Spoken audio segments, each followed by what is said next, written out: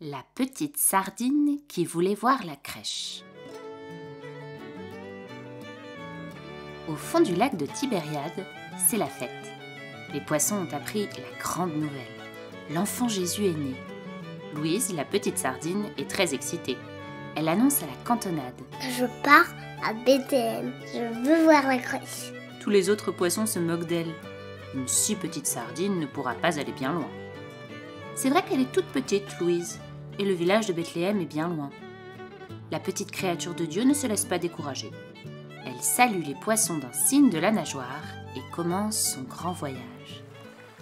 Elle doit d'abord traverser le lac de Tibériade. Il est si grand que les hommes l'appellent la mer de Galilée. Loin de son banc de sardines, elle est heureuse de découvrir des poissons qu'elle n'avait jamais rencontrés. Un poisson-chat aux longues moustaches lui indique le chemin à emprunter pour éviter les filets des pêcheurs. Grâce à lui, Louise achève sa traversée du lac en toute sécurité. Elle nage depuis quelques heures dans les eaux du Jourdain quand soudain, catastrophe! Un énorme poisson surgit de derrière un rocher et se lance à sa poursuite. Louise slalome à toute vitesse entre les algues pour tenter de lui échapper, mais le poisson se rapproche de plus en plus. Au fond du lac, la sardine futée remue la vase avec ses nageoires. Dans le nuage de sable ainsi formé, elle se cache toute tremblante. Elle ne voit plus le gros poisson. Où est-il passé? Le nuage commence à se dissiper. Louise se retourne et horreur! Le poisson, bouche grande ouverte, est juste à côté de sa tête. La petite sardine repart à toute allure. À bout de force, Louise se faufile à l'intérieur d'une épave de bateau. Le poisson n'arrive pas à retrouver la minuscule sardine dans cet amas de bois.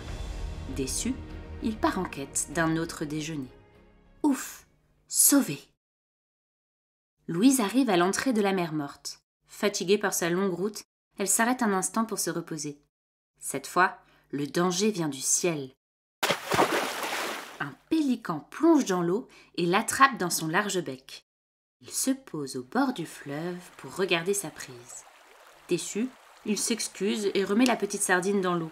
Louise est bien trop petite pour servir de dîner à sa grande famille. En regardant l'oiseau au grand bec, la sardine a une idée. « Voulez-vous m'emmener à Bethléem ?» demande-t-elle. « Dans vos gros becs remplis d'eau, je pourrai respirer ?» Le pélican, dont c'est le jour de bonté, accepte d'accompagner Louise. Bien installée dans le bec de l'oiseau qui plane dans le ciel, Louise profite du paysage. Il survole le désert de Judée et bientôt, voici Bethléem. Du haut du ciel, Louise frétille de joie. « Ça y est, je vois la crèche !» s'exclame-t-elle. « Il y a Marie, Joseph, l'âne et le bœuf. Regardez, monsieur le pélican, Jésus est là !» Le pélican au grand cœur se pose sur un figuier pour que Louise puisse voir la crèche de plus près. Autour d'eux, les gens sont étonnés. Que font un pélican et une sardine devant le Fils de Dieu? Certains se moquent même un peu. Mais Louise s'en fiche.